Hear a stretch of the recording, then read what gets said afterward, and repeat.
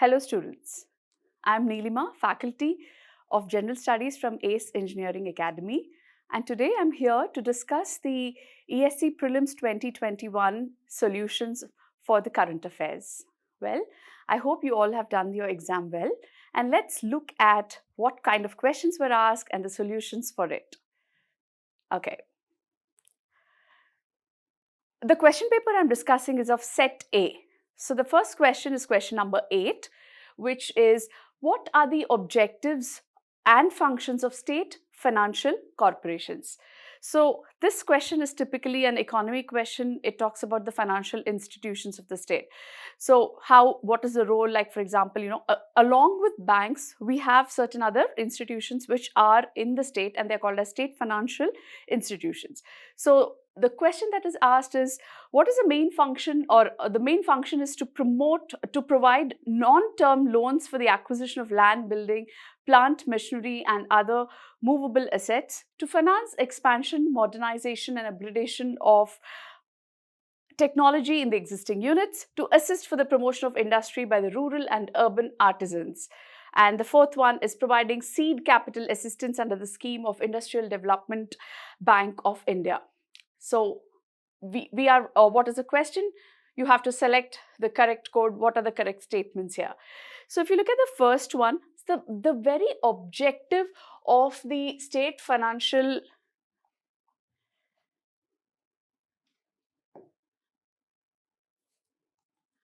So the very objective of the state financial corporation is to provide these loans so that we have industrial development. That's the whole idea. So we're talking about, why do we require loans? We're talking about, to provide these loans for the acquisition of, these are the factors of production. We're talking about land, we're talking about building, the plant and machinery, and all other assets which are important for production, right? So we require that financial assistance for production. Production of what? We're talking about production of goods and services. That's the whole objective of the economy, right? How does the economy run? Because we're talking about production of goods and services. So providing loans is important, right? So the first statement is correct. Then let's look at the second statement. To finance expansion, modernization and upgradation of technology. So here we're talking about upgradation. We're talking about technology in the existing units. So it can be like, for example, we're talking about also capacity building. So when we say capacity building, when we talk about capacity building, right? What is capacity building? From the existing whatever is there, we are augmenting it further through expansion wherein we require. So when we say financial expansion, we're talking about funding, we're talking about modernization or upgradation, which again requires capital investment. So the financial corporations are here to give that capital investment. So obviously the second statement is also right. Let's come to the third statement. To assist for the promotion of industry, this is right. It is of course for the promotion of industry, but by the rural and urban artisans. So here we are not talking about artisans. It is not about artisans. So therefore, the idea of the state financial corporation is not to promote artisans, mind you. So the third statement is wrong. And the fourth one, providing seed capital assistance, again capital funding for under the scheme of IDBI. So the Industrial Development Bank of India is all about promoting industries. So what's the answer here? 1, 2 and 4. So your answer is C. The state finance corporations are an integral part of institutional finance structure of a country, right? And they promote small and medium industries. So when we talk about, I'm sure you all must have heard about, SMEs. SMEs, small and medium enterprises, okay? And besides, they help in ensuring a balanced regional development, higher investment, more employment generation. Obviously, when the funding is there, all this subsequently happens. There is more employment generation and so on. So the role of the state finance corporations are important for industrial development. The next question. From the following, which facilities are provided for units in the export processing zones? Look here, export processing zones. So the whole idea of export processing zones are to increase exports. So there are certain privileges that the government has given to increase exports. Now, why do we require to increase exports in our country? Because obviously they help in generating more higher revenue in terms of increasing exports leads to inflow of foreign currencies. So it helps in the overall growth of the economy. Okay, so here we go. So what is it that the facilities that are provided for these export processing zones? So whenever we talk about this, we have a coastline, a 7,000 plus kilometer of a coastline. If you look at the India, so we have the coastline there, which is more than 7,000 kilometers, and so many ports across all these regions. And these areas, there are some areas which are called as special economic zones, exclusive economic zones, and export processing zones. All right. So develop plots, ready buildings to suit project requirements. That's export. So the idea is to increase exports. And government gives certain benefits, certain privileges.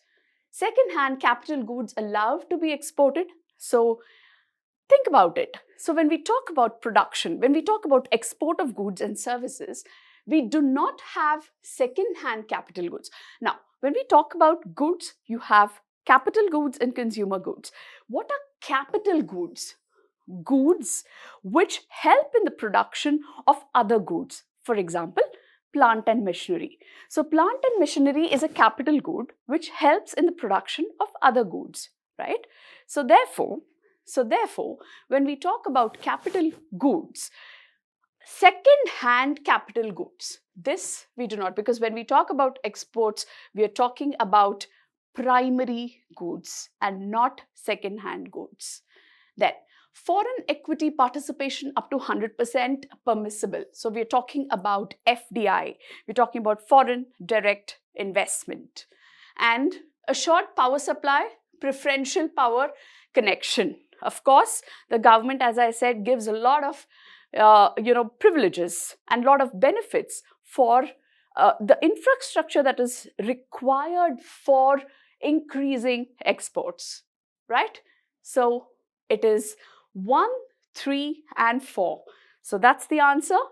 It's 1, 3, and 4. So look at the objectives of setting up the export processing zones there.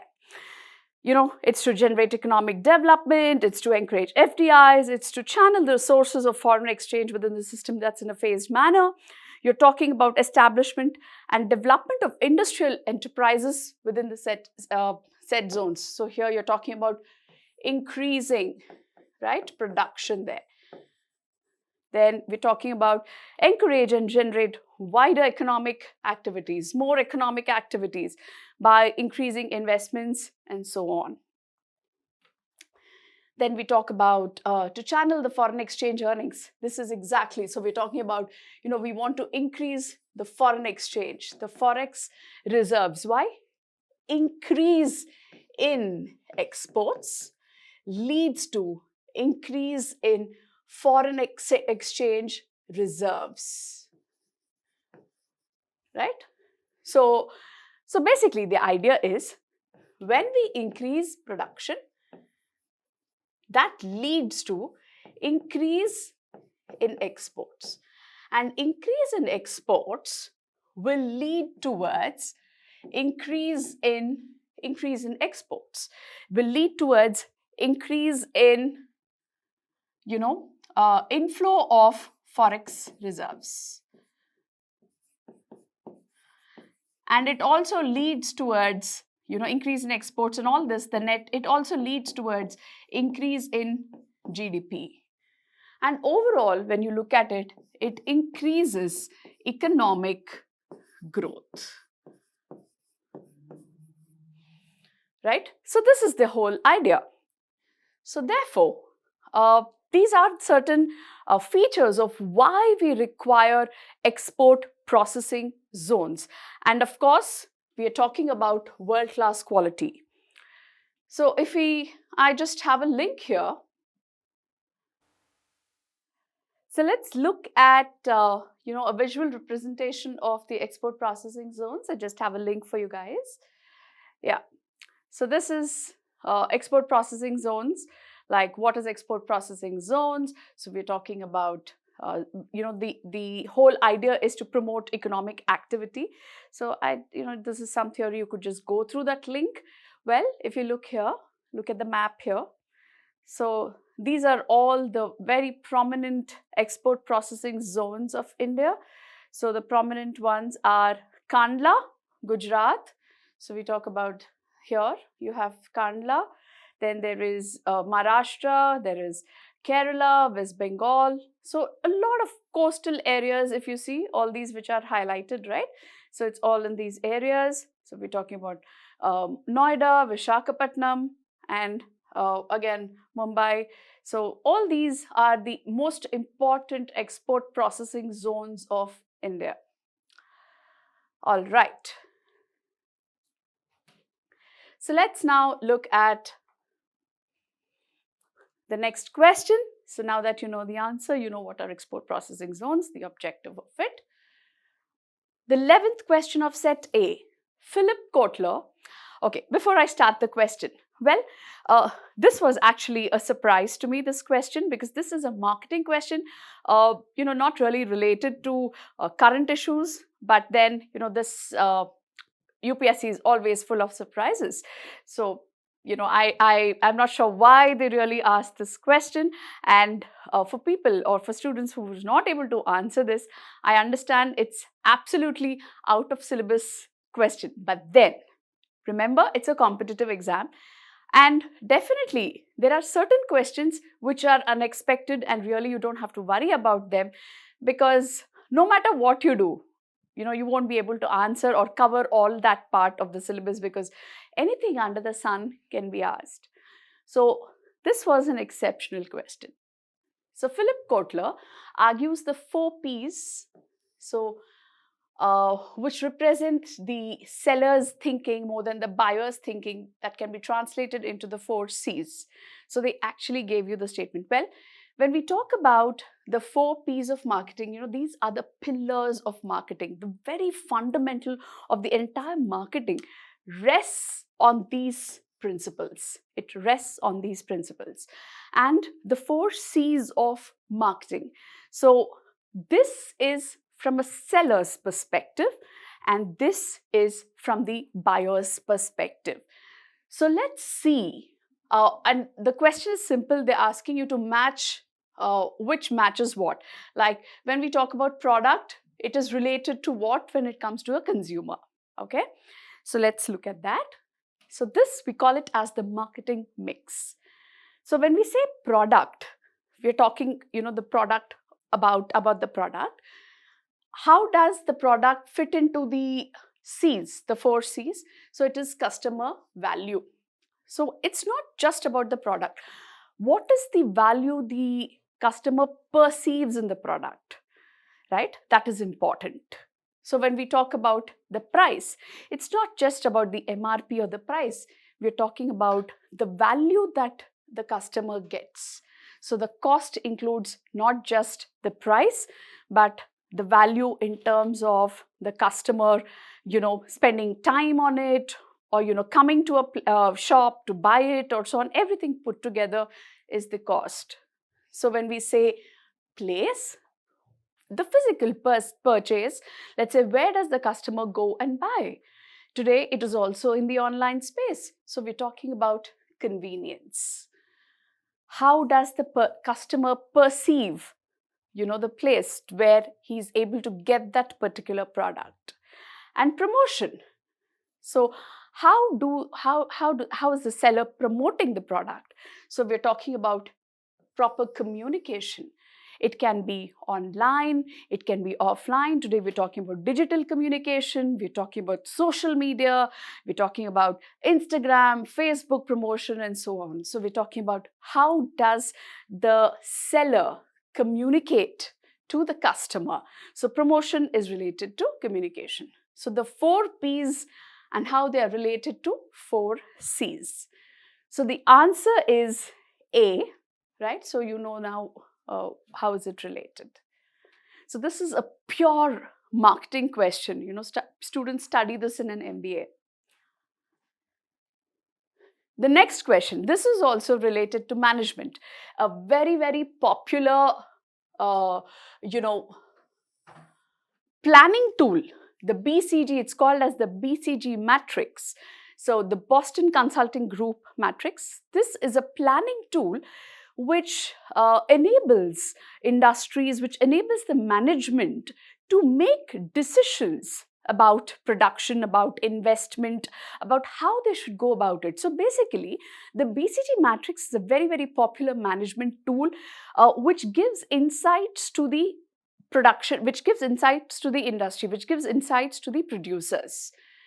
Okay, so what exactly is this matrix all about? So it is reflecting market growth versus market share. So what are the decisions that the management must take in order to survive in the market, in order to expand in the market, or whether it has to cut down its investments? So we see a lot of times, we see certain companies, they launch products, they withdraw the products. So based on what do they take these decisions?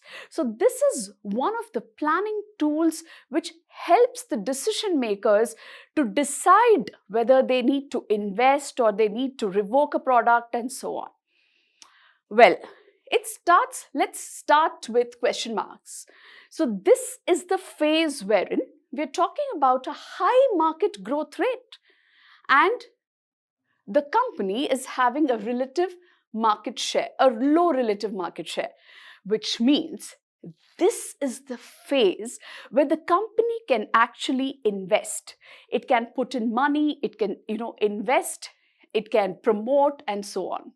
So question marks phase is wherein there is scope for investment because the market share is less and there is a potential for high market growth rate.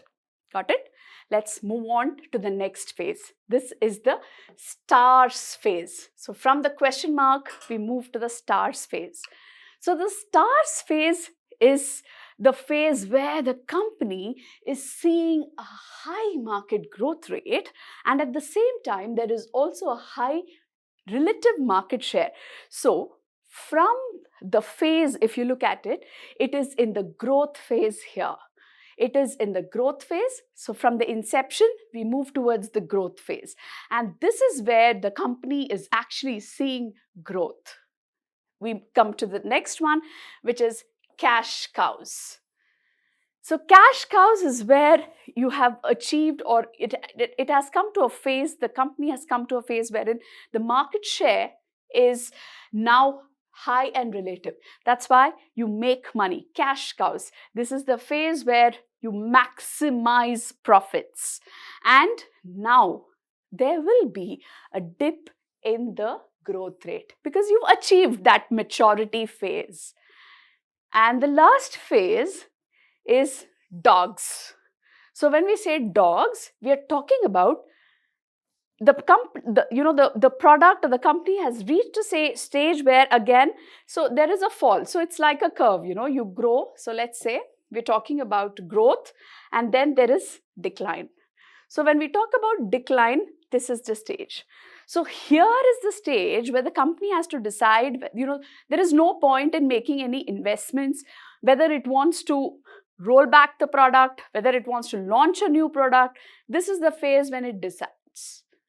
Clear? So the question that is asked is, stars, question marks, cash cows, what is the fourth one? So the fourth one is dogs, right? Again, this is a management question. Again, kind of an out of syllabus question. Not really expected. Until you do an MBA, you would not really know this, right? So if at all you knew this or you've marked this, great. Let's move on to the next question. Okay, so here we have a sports related question. Now, this kind of question is actually a surprise because I've never seen UPSC asking, not sports related questions or so. Not many questions like these were asked. This was typically a general knowledge kind of based of a question, of course, a current affairs question, but this was a little surprise to me. Okay. So, there were 4 indigenous games which has been included. What do you mean by indigenous games? Games which have originated in India. Okay. The whole idea of Khelo India Youth Games. So, the whole idea of Khelo India program is to promote indigenous games. So, games which have originated in India, like you talk about Kabaddi, Kusti, these kinds of native games. So, which of the following is not included? So, the answer is Lagori. The other 3, Thangta, Kalariyapattu and Gatka, these were the games which were included in the 2021. So, the fourth one which was also included was the Malakamba and not Lagori. So, these are the 4 games. Let's see what these games are. So, you have Gatka is traditional fighting style, and originally this is from Punjab. Okay. It's used mostly for self-defense. Then we have Kalariyapattu, which is again famous, Kerala. It is from Kerala and it is a combat sport. So, you have a sword and all that. I'll show you the pictures. And then we have the Tangta, which is again from the northeast. And then we have the Malakamba, which is famous in Madhya Pradesh and Maharashtra. And it is generally performed in festive occasions, like how we have Kambala, then we have Jallikattu, right? These are all, cockfights, bullfights, all these are reserved for festive occasions that way. So let us look at some visuals of these indigenous sports. Well, yeah, so this is the Kalariyapattu from Kerala. So this is the game. Then you have, this is the game from Punjab, the Gatka. This is the Tangta from the northeast, and this is the Malakamba, which is in Maharashtra and in Madhya Pradesh. So these are the 4 indigenous games which have been added in the Khelo India games. All right, let's move on to the next question. Which one of the following is the latest in series being organized as the largest virtual gathering to create dialogues and accelerate innovation in agriculture? So there we have the Agri India Hackathon 2020, then the National Agriculture Higher Education Project, Ensure, and the National Mission for Sustainable Development. So we're talking about largest virtual gathering to accelerate innovation in agriculture. So the answer is, it is the Agri Hackathon. So the Indian Council of Agriculture Research has started organizing the Kritagya, which is the national level hackathon to promote innovation in agriculture. So it is to promote the innovation in the agriculture and allied sectors in the country. So agriculture also has the allied sectors of agriculture, like you have fishing, then you have farming, poultry, beekeeping, all those are called as the allied activities of agriculture. All right. So if we look at, let's just look at the, yeah. So if we just see the,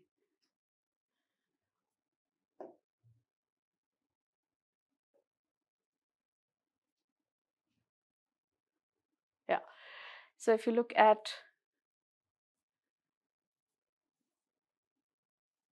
yeah, there you go.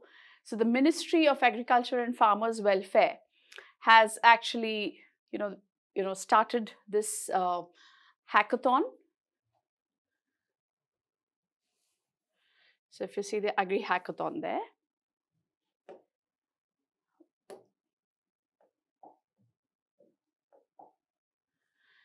So there we see. So this is the Agri Hackathon, and we have the ICAR, which has started organizing the Kritagya. That's the idea, is to promote innovation in the agriculture and allied sectors. So there we go. So the entire focus was for agriculture as well as the allied activities of agriculture there. So there we go, right? So of course, this is with the help of the Krishi Vigyan. It was with the help of the Krishi Vigyan Kendras, so also known as the KVKs, the Krishi Vigyan Kendras. Okay, and in collaboration with the agriculture universities. So this whole idea is, we're talking about the development of the agriculture and the allied activities of agriculture sector.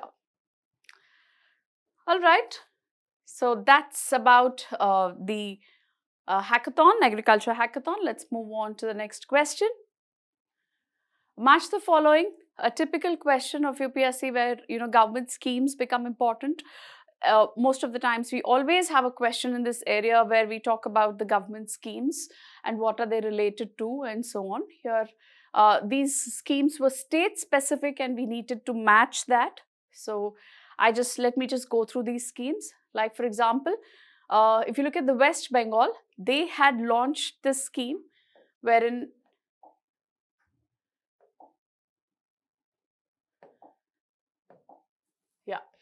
so the Utkarsh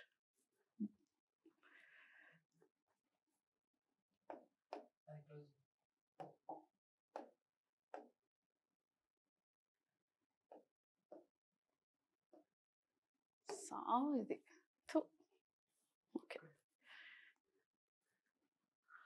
Let's look at the Utkarsh Bangla scheme. That's the West. Utkarsh Bangla is from the West Bengal. And the idea of this scheme is to provide vocational training to school dropouts. So we're talking about skill development, vocational training here, like for example, driving, tailoring, repairing TVs and so on. So this is the one. And this particular scheme, the Utkarsh Bangla scheme, that has won the prestigious World Summit. It has won the award on the World Summit of Information Society under the aegis of the United Nations. So this scheme had won that award. Okay, it got the topmost award for capacity building category by the United Nations, the Utkarsh Bangla scheme. Then let's come to the Assam Skill Development Mission.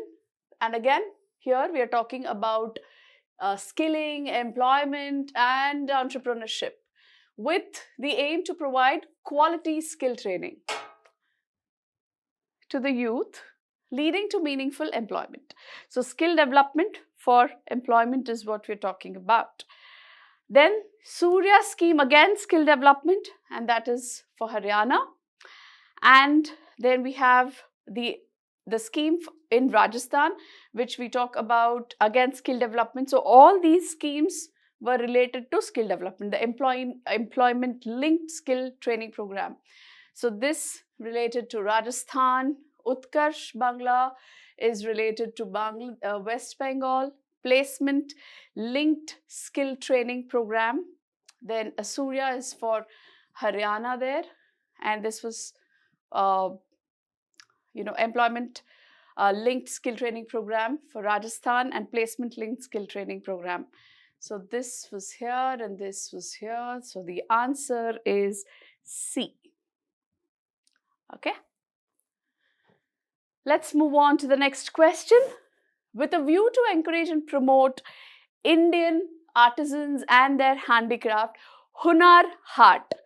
So heart is a marketplace, and that was a platform. Hunar Haat is being organized every month. A lot of Hunar Haats have been organized in various states across the country. And the idea for Hunar Haat, right? Haat is a marketplace. The idea is to strengthen the commitment to Sabka Saath, Sabka Vikas, Sabka Vishwas. That's the idea of the government, to provide financial benefits to needy artisans, for artisans and for craftsmen. That's the whole idea. You know, hunar is talent in Hindi, right? And we're talking about showcasing their talent, showcasing their art. And of course, their products are also available online on hunarhaat.org. And we have the government portal where people of the country and abroad can buy their products of the indigenous artisans belonging to India and the craftsmen online. So this is, the whole idea is to promote artisans and craftsmen. Let's move on to the next question. This again was a surprise to me for UPSC. I had never seen questions where UPSC had asked about books and authors. So this came as a surprise. This kind of a question is mostly general knowledge based question. It's a very static question. So again, UPSC is full of surprises. So what were we had to just match the authors and their books. Okay. So Arundhati Roy, Jairam Ramesh, Zadie Smith and Diane Cook. So their books, right? So which is not the correct pair? Well, this is the right one. Arundhati Roy. So she had released a book called Azadi, which means freedom, and this is a fiction. It's about the Kashmiris, the entire struggle of the Kashmiris, and all of that. This is Arundhati Roy, the author. She was also she's one of the she's won even the Booker Prize award and very prestigious awards, right? So in this book, Azadi, she discusses the importance and the abuses of language in Indian politics, attacks on Muslims, how the government has approached the whole issue of Kashmir and all of that. Okay. Again, A Checkered Brilliance, The Many Lives of V.K. Krishna. This is by Mr. Jairam Ramesh. So let me show his picture. A minister here, he was a former environment minister too. Very good author, writes a lot of books, very well-known politician.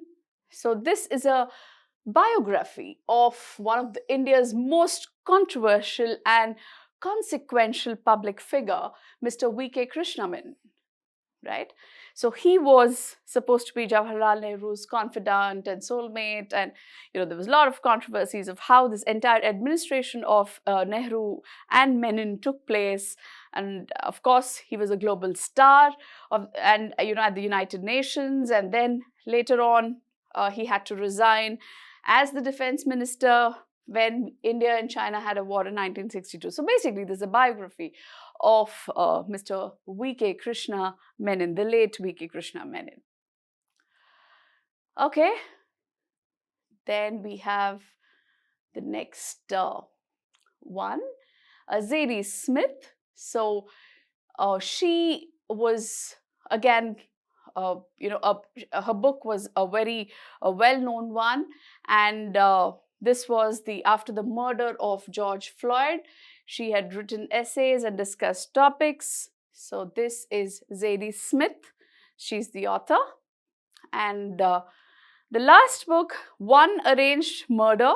This is not written by, so if you look at, this is the wrong one. These are all the right. So One Arranged Murder, written by Chetan Bhagat, our very own Indian author.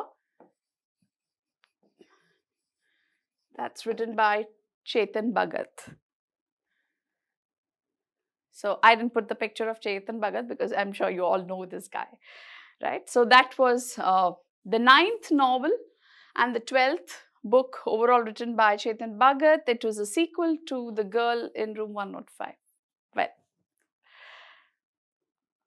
okay. The National Education Policy, the next question, 43rd question. National Education Policy 2020. This was a completely expected question for this year. In fact, in ACE Engineering Academy, a lot of mock tests, these questions were asked many number of times. So this was a perfectly expected question. So what were the features of the National Education Policy? So it proposes sweeping changes in the education system from pre-primary to PhD and skill development, of course. I mean, this is like a revolution. The National Education Policy, which is announced by the government, is a complete change. It's like a makeover for the entire education system of India. So it states that the universities from among top 100 in the world will be able to set up campuses in India. It expects that India will achieve 60% by 2030. And it suggests NAC to be merged with UGC and AICTE. So which of the following, let's go to the question. So we're talking about which of the following statements is not correct. So the answer is C. So when we say C, this is not 60%. Okay, it's around, we're talking about 50% by 2035.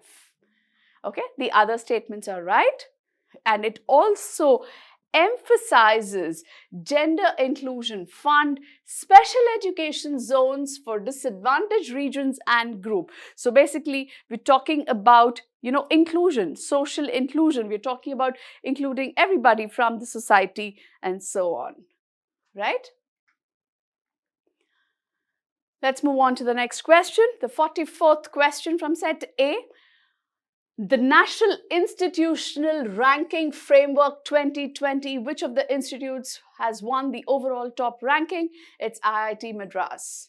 Again, not a very typical UPSC kind of a question, it's more like a general knowledge question. This was again a surprise question. Okay. So this National Institution Ranking Framework is a methodology which is adopted by the Ministry of Education, Government of India, which ranks institutions of higher education in India, and the disciplines which are covered are engineering, management, pharmacy, medical, architecture, law, university, colleges, and so on. And here are the rankings. So you have pretty much almost all of the old IITs there, a lot of IITs there in the ranking order. Okay. 46th question. Name the NASA astronaut who, after setting the record of a 328-day stay on the International Space Station, returned through Earth's atmosphere and landed on the Kazakhstani desert on the 6th Feb 2020. Well, we all know about Kalpana Chawla, and she was in the space station and how it crashed and all that. But then after that, if you look at who has been the longest, that is Christina Koch. So there you go. She in the International Space Station, Christina Koch there. So she's supposed to be now the only woman who has stayed longest in the space station. Okay. So Christina Hammock Koch was selected as an astronaut by NASA in 2013, and she's from the United States, and she has served as a flight engineer on the International Space Station for the expedition 59, 60, and 61, and she set a record for the longest single space flight by a woman. So let's look at the next question, 48th question. Consider the following statements with respect to the schemes initiated by the Government of India. So this is an area where we always have questions, the government schemes. So future preparation should always focus on government schemes. It might be state specific, it might be centrally sponsored schemes, or very popular schemes which impact a large section of the society. Nishita is a teachers training program. Swanidhi is a scheme to facilitate artisans to access affordable working capital loan. Satyabama is a scheme to promote research and development in science and technology. Manodarpan is a scheme to promote tourism in rural parts of India. So which of the following statements are correct? So yes, Nishita is a teacher's training program. We're going to look into the details. Swanidhi, Swayam, Nidhi is a scheme to facilitate artisans. So here there is a problem. So it's not for artisans. This is for street vendors. Okay, it's for street vendors. So loans, affordable working capital loan, not for artisans, but for street vendors. So this is a statement which is wrong. This is right. And Manodarpan is a scheme to promote not tourism. So this is again wrong. So Manodarpan is a scheme related to mental health. So the statements which are right are 1 and 3. So let's just look at that. So that's answer A. So Nishita is the world's largest teacher training program, and it's a massive program to motivate and equip teachers to encourage, foster critical thinking in students.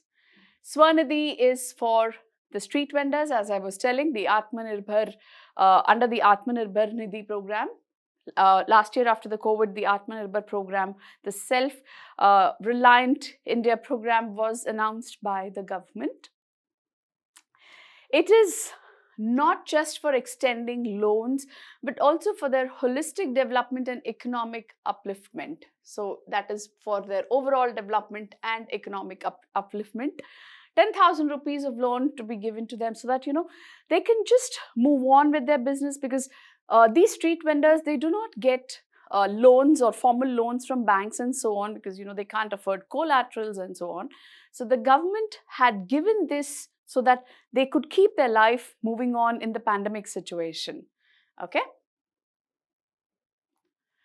Satyabama is a scheme for science and technology yojana for the Atmanirbhar Bharat and the mining advancement portal for science and technology program scheme by the Ministry of Mines. And Manodarpan.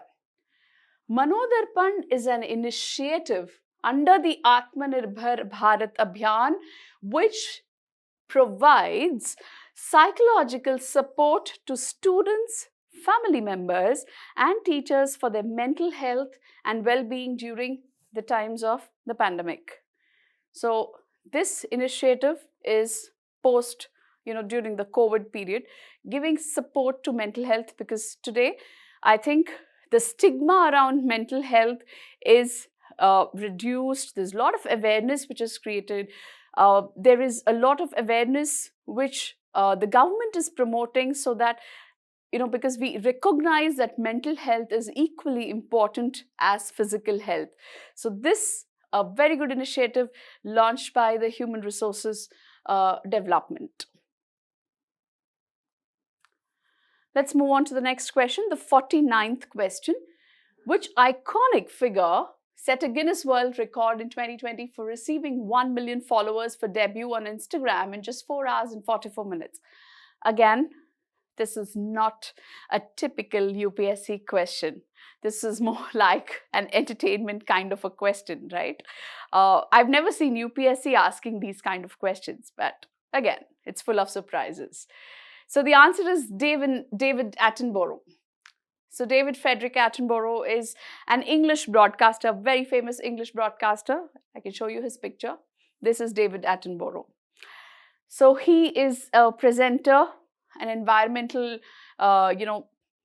he's a historian. He talks about environment and all of that. So it was his first post of video about climate change and so on, and he became like the fastest, the Guinness World Recorder. But the current news is he has quit Instagram. Let's move on to the next question, the 50th question. Which one of the following statements is not correct? Whenever we have questions like not, please be careful. About the Uttal Tunnel. So this was supposed to be an engineering marvel in India, because this is on the, it's on the highest, the tunnel built on the highest level. Okay, so it's a highest altitude tunnel, an engineering marvel there in the world.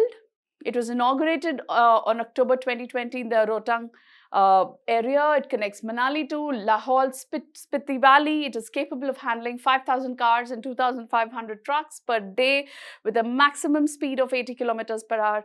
So, which of the following statements is not correct?